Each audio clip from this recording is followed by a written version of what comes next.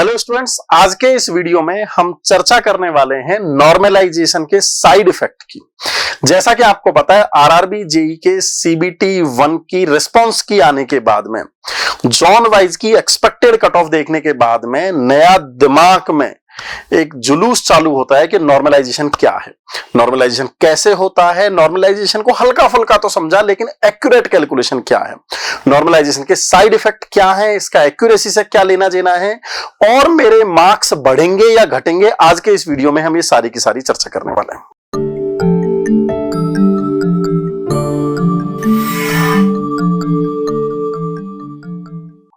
Hello students, welcome to Nimbus learning powered by engineers academy. जैसा कि आपको पता है, आरआरबी जेई सीबीटी 1 की रिस्पांस की आने के बाद में नॉर्मलाइजेशन भी बहुत ज्यादा इंपॉर्टेंट बन जाता है।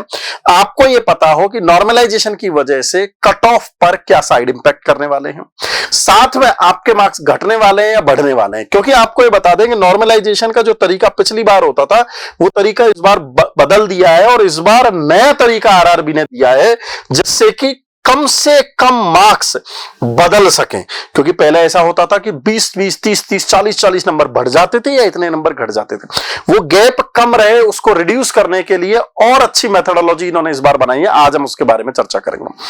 उस नॉर्मलाइजेशन मार्क्स को समझने से पहले ये 3-4 पॉइंट है जो आपको पता होने चाहिए। सबसे पहले इफेक्ट ऑफ एक्यूरेसी, ये बहुत ज्यादा इंपॉर्टेंट है। कई सारे बच्चे ये बोलते हैं कि सर, नॉर्मलाइजेशन मार्क्स क्या इस बात पर भी डिपेंड करता है कि मैंने एग्जामिनेशन हॉल में कितने क्वेश्चन सही करें, कितने क्वेश्चन गलत करें। एग्जांपल के लिए, एक ऐसा स्टूडेंट है जिसने 100 क्वेश्चन में से 70 क्वेश्चन करे हैं, 60 उनमें से सही करें और 10 उनमें से गलत करें हैं। लेकिन दूसरा स्टूडेंट ऐसा है जिसने 90 क्वेश्चन करे हैं और उसने भी 60 सही करे हैं और 30 गलत कर दिए। तो इससे क्या इंपैक्ट पड़ता है कि किस तरीके से नॉर्मलाइजेशन, लेकिन एक्यूरेसी से मैं आपको बता दूं, नॉर्मलाइजेशन का कोई लेना देना नहीं है। पॉइंट नंबर 2, मार्क्स इंक्रीज होंगे या डिक्रीज होंगे, या आपने सुना है कि जब डिफिकल्ट शिफ्ट का पेपर आप देते हैं तो मार्क्स आपके बढ़ते हैं, इजी शिफ्ट का देते हैं तो कम होते हैं। तो कितने होते हैं उस फॉर्मूले पर हम चर्चा करेंगे, और वो फॉर्मूले में सबसे ज्यादा इंपॉर्टेंट बन जाती है बेस शिफ्ट, क्योंकि सारी की सारी कैलकुलेशन नॉर्मलाइजेशन की बेस शिफ्ट पर होती है। और बेस शिफ्ट का कॉन्सेप्ट आपको बहुत ध्यान से समझना होगा, तब जाके आपके दिमाग के सारे डाउट एक बार में सॉल्व हो जाएंगे। नेक्स्ट आता है परसेंटाइल। आपने सुना होगा, एक टर्म्स होती है परसेंटेज, एक होती है परसेंटाइल। आपको परसेंटाइल पता होगा। परसेंटाइल का मतलब होता है कि कितने स्टूडेंट से मैं आगे हूं। एग्जाम्पल के लिए, पहले मार्क्स होते हैं, मार्क्स को डिसेंडिंग ऑर्डर में अरेंज करते हैं, फिर उनकी रैंक दी जाती है और फिर परसेंटाइल निकाला जाता है। परसेंटाइल कैसे निकलता है आपको पता है कि परसेंटाइल निकालने के लिए नंबर ऑफ अपीयर्ड स्टूडेंट जो आपके पास में है, अपीयर्ड स्टूडेंट जो एग्जाम में, माइनस आपकी रैंक आती है और डिवाइड बाय अपीयर्ड स्टूडेंट आते हैं इनटू 100।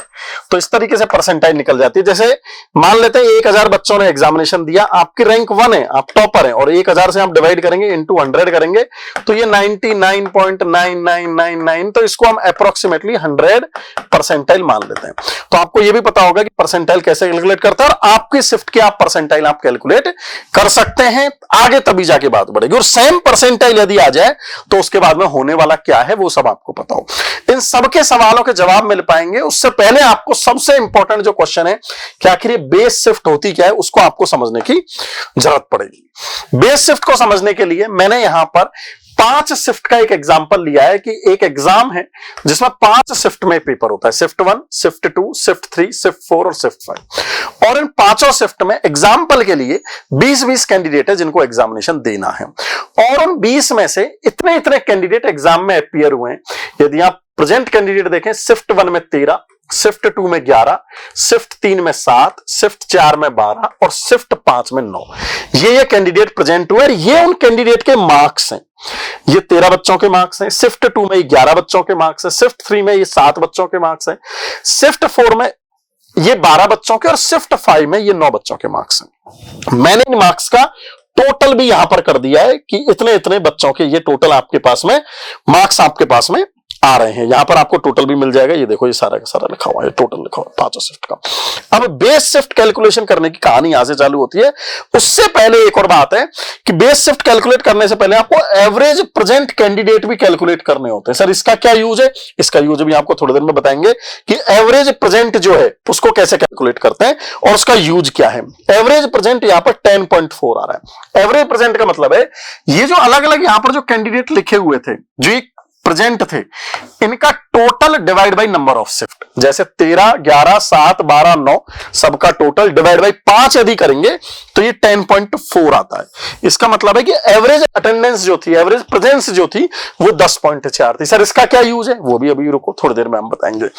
इस तरीके से पूरा एग्जांपल मैंने सेट किया, मार्क्स पता चल गए, शिफ्ट वाइज पता चल गए, प्रेजेंट पता चल गई और एवरेज प्रेजेंट पता चल गया। अब क्या होता है, जब आपको बेस शिफ्ट कैलकुलेट करनी होती है तो आपको हाईएस्ट एवरेज निकालना होता है। हाईएस्ट एवरेज, हाईएस्ट एवरेज का सर मतलब क्या है? हाईएस्ट एवरेज का मतलब है इस शिफ्ट वन में, शिफ्ट वाइज निकलेगा, इस शिफ्ट वन में जितने भी ये मार्क्स आए हैं, ये जितने भी मार्क्स आए हैं, इन सब का total divide by number of appeared, number of candidate. 13 candidate थे तो 13, तो ये कितना आ गया आपके पास में? ये वैल्यू कितनी आ गई आपके पास में? ये वैल्यू आ गई आपके पास में 63, मतलब 819 बटे 13। यदि आप शिफ्ट 2 का देखेंगे, शिफ्ट 2 में कितने बच्चे थे आपके पास में? टोटल 11 बच्चे थे, तो 64 आ गया, 704 टोटल आ गया, डिवाइड बाई 11 कर दिया। ऐसे शिफ्ट 3 में आप देखेंगे, टोटल आपके पास में 537 मार्क्स हुए, 7 बच्चे थे, 76 आ गया। शिफ्ट 4 में आप देखेंगे, आपको पता चलेगा कि यहां पर 632 मार्क्स हैं, 11 बच्चे हैं, 57.45 एवरेज आ गया। इसी तरीके से लास्ट वाली शिफ्ट में 64 एवरेज आ गया। तो बेस शिफ्ट कैलकुलेट करने के लिए अपन ने क्या कैलकुलेट किया? Highest average. आप नोटिफिकेशन पढ़ेंगे, आप जब पढ़ेंगे कि वहां पर क्या कैलकुलेशन है तो आपको पता चल जाएगा कि हाईएस्ट एवरेज क्या है। अब क्या है, हाईएस्ट एवरेज में देखा जाता है जिसकी वैल्यू, जिस शिफ्ट की वैल्यू हाईएस्ट एवरेज मैक्सिमम होता है, जिस शिफ्ट का हाईएस्ट एवरेज मैक्सिमम होता है, इसका कितना है?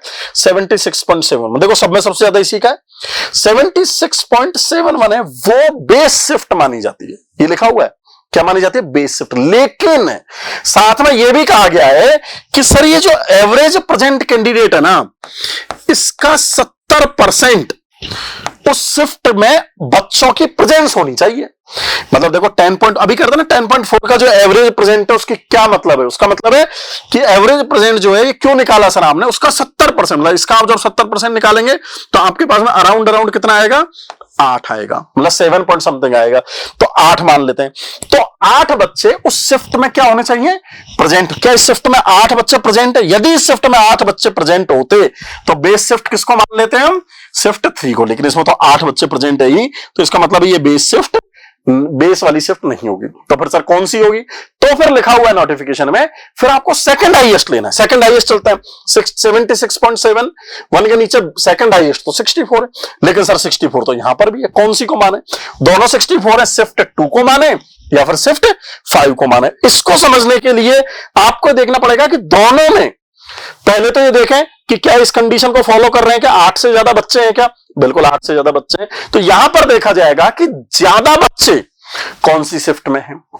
एवरेज प्रेजेंट, जो मतलब प्रेजेंट ज्यादा किसमें? 11 है, यहां पर कितनी है? तो यहां पर 11 है, यहां पर 9 है। तो अल्टीमेटली आपकी जो ये शिफ्ट है, ये शिफ्ट कौन सी शिफ्ट हो गई? आपकी बेस शिफ्ट हो गई। सर इस बेस शिफ्ट को जो आपने इतना समझाया, आखिर इसका यूज क्या है? इसका बहुत ज्यादा यूज है, क्योंकि यही डिसाइड करेगा कि आपके मार्क्स कम होंगे, ज्यादा होंगे, या किस तरीके से नॉर्मलाइजेशन होगा। समझ में आ गया ये बात? तो इस तरीके से आपकी यहां पर इस एग्जांपल से आप देखेंगे कि आपकी शिफ्ट 2, आपकी बेस शिफ्ट यहां पर डिक्लेयर हो गई। अब हम आगे चलते हैं कि सर मार्क्स यदि कैलकुलेट करना है तो क्या करना होगा। एग्जाम्पल के लिए आपके परसेंटाइल 75 है। परसेंटाइल कैसे कैलकुलेट करते हैं थोड़ी देर पहले आपको बता दिए। आप अपनी शिफ्ट के परसेंटाइल आप निकाल लोगे, वो कितने आ गए? 75 आ गए। अब जो बेस शिफ्ट है, जो बेस शिफ्ट है, जो अभी थोड़ी देर पहले मैंने कैलकुलेट करी थी, यहां पर शिफ्ट 2, उसके इस परसेंटाइल के जस्ट ऊपर वाला और जस्ट नीचे वाला आप नंबर लोगे। जैसे 75 आपके परसेंटाइल है, तो 70 परसेंटाइल पर वहां पर कितने मार्क्स हैं? 65। और उसके ऊपर वाला 80 परसेंटाइल पर मार्क्स कितने हैं? 75। तो जो ऊपर और नीचे वाले मार्क्स हैं वो कहलाते हैं y1 और y2, और ऊपर नीचे वाले जो वैल्यूज है परसेंटाइल है वो क्या कहलाते हैं? x1 और x2। तो आप n का मतलब है नॉर्मलाइज मार्क्स। नॉर्मलाइज मार्क्स निकालने के लिए जो फॉर्मूला दिया हुआ y1 plus y2 minus y1 divide by x2 minus x1 into x minus x1। y1 उनको पता चल गया, y1 की वैल्यू कितनी है 65 अपन ने पुट कर दी। y2 कितना है आपका 75 minus y1 65 divide by x2 minus x1 80 minus 70 into x अभी पता था कि आपकी परसेंटाइल कितनी है 75 परसेंटाइल माइनस x1 आपको पता चल गया 70, कैलकुलेट करने पर ये 70 आ गया। ये 70 क्या आ गया सर? ये 70 आ गया नॉर्मलाइज मार्क्स। मतलब आपके जो मार्क्स जितने भी थे पहले, जिनको हमने उस शिफ्ट के परसेंटाइल में कन्वर्ट कर लिया था, इस फॉर्मूले से हम किस पर आ गए? ये आ गए सर आपके नॉर्मलाइज्ड मार्क्स। ये बहुत ज्यादा इंपॉर्टेंट है, नॉर्मलाइज्ड मार्क्स आ गए। अब क्या करें सर? नॉर्मलाइज्ड मार्क्स आ गए तो अब क्या हुआ? बहुत सारी शिफ्ट में पेपर हुआ था आपके पास में, बहुत सारी शिफ्ट में हुआ था। मैंने कहा था शिफ्ट 1 में हुआ है, 2 में हुआ है, 3 में हुआ है, 4 में हुआ है, 5 में हुआ है। लेकिन अब बात यहां पर खत्म नहीं हो रही कि सर जब ये इतनी सारी शिफ्ट में पेपर हुआ था यहां पर, अब आपने 5 शिफ्ट जो थी, इन सबके मार्क्स को तो आपने नॉर्मलाइज कर दिया। मतलब आपके जो 5 शिफ्ट थी, इन पांचों को आपने मिक्स कर दिया। अब आपके पास में सिंगल शिफ्ट मानी जाएगी। ये जो मार्क्स आए इनको क्या कर दिया अपन ने? सिंगल शिफ्ट में कर दिया। और इन मार्क्स को हमने इस सिंगल शिफ्ट के हिसाब से हमने क्या निकाल दिया? परसेंटाइल। और परसेंटाइल कैसे निकालते हैं वो थोड़ी देर पहले मैंने आपको समझा दिया था। जब ये आपका परसेंटाइल निकल गया, जब नंबर ऑफ शिफ्ट का पंगा खत्म हो गया, नॉर्मलाइजेशन की वजह से मार्क्स ऊपर नीचे हो गए, तो सारे के सारे स्टूडेंट सेम पैरामीटर पे आ गए। जब सेम पैरामीटर पे आ गए और उनकी सेम शिफ्ट, एक ही शिफ्ट उसको बना दिया, तो उसके बेसिस पर अभी क्या कैलकुलेट कर लिया जो मैंने आपको बताया, वो हो गया आपका परसेंटाइल कैलकुलेट हो गया। जब परसेंटाइल कैलकुलेट हो गया तो फिर तो कोई दिक्कत ही नहीं है, फिर तो उनको डिसेंडिंग ऑर्डर में अरेंज करेंगे और उस तरीके से उनका रिजल्ट निकाल दिया जाएगा। अब यहां पर आपको 2-3 बातें समझनी। सर परसेंटाइल तो निकाल दिया, लेकिन ऐसे केस में क्या होगा? मान लो 60 परसेंटाइल आ गई 3 जनों की, मतलब कॉमन सेम आ गई, तो क्या करोगे?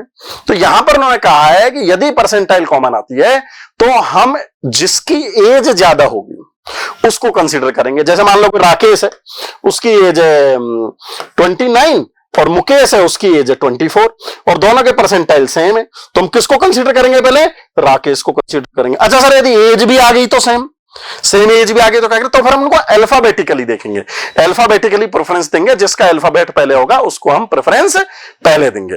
अब यहां पर बात आ जाती है कि सर ये जो इस तरीके से आपने पूरा बताया, जो आज आपका बहुत ढंग से क्लियर हुआ, बेस शिफ्ट, परसेंटाइल और नॉर्मलाइजेशन। अब यदि आप शिफ्ट वाइज पेपर का एनालिसिस देखो, यदि मैंने आपको बताया 3 शिफ्ट में, मतलब 3 दिन में 9 शिफ्ट में पेपर हुआ, तो मैंने जो डेटा है उसके डेटा के बेसिस पर ये 3 शिफ्ट वो थी जो सबसे ज्यादा डिफिकल्ट थी। 17 दिसंबर की 3rd, 17 दिसंबर की 2nd, 18 दिसंबर की 2nd, जिनका एवरेज बच्चों का मार्क्स जो है वो आ रहा है 46 से 52 के बीच में आ रहा है। जो थोड़ी सी मॉडरेट थी वहां पर आ रहा है 52 से 56। और जो 3 शिफ्ट बिल्कुल आसान थी, जहां पर बच्चे गिरते हलवे की तरह पेपर आया था, थोड़ा आसान आया था, वहां पर 58 से 64 के बीच में एवरेज मार्क्स आ रहे हैं। तो इनके मार्क्स तो क्या होंगे? थोड़े से आपके पास में घट भी सकते हैं, वो भी रह सकते हैं, इनके मार्क्स थोड़े से आपके बढ़ेंगे। इस तरीके से पूरा, लेकिन इसका कट ऑफ से कोई लेना देना नहीं है। आप समझो, कट ऑफ एक अलग बात है, यहां पर कट ऑफ का इस बात से कोई लेना देना नहीं है। नॉर्मलाइजेशन मार्क्स से फिर हम परसेंटाइल से फिर इस चीज को हम कैलकुलेट कर लेंगे। इस तरीके से आपको ये पूरा डिटेल में पता चल पाएगा कि नॉर्मलाइजेशन मार्क्स का आखिर में पंगा है क्या। यदि आपके मन में स्टिल कोई डाउट है, वीडियो के कमेंट में जरूर बताएं, ताकि उस डाउट को लेकर भी हम अगले वीडियो में आपकी प्रॉब्लम सॉल्व कर सकें और इससे बेहतरीन तरीके से आपको हम बता सकें। यदि स्टिल आपको लगता है कि और आपको कोई इससे रिलेटेड क्वेरीज जाननी है तो वीडियो के कमेंट में जरूर बताएं। आने वाले वीडियोज में और ऐसी इंपॉर्टेंट बातें हम आपके साथ शेयर करते रहेंगे। मिलते हैं नेक्स्ट वीडियो में। All the best. If you really like the video, please hit the like button, share the video, subscribe to our YouTube channel and press the bell icon for the latest updates. Thank you.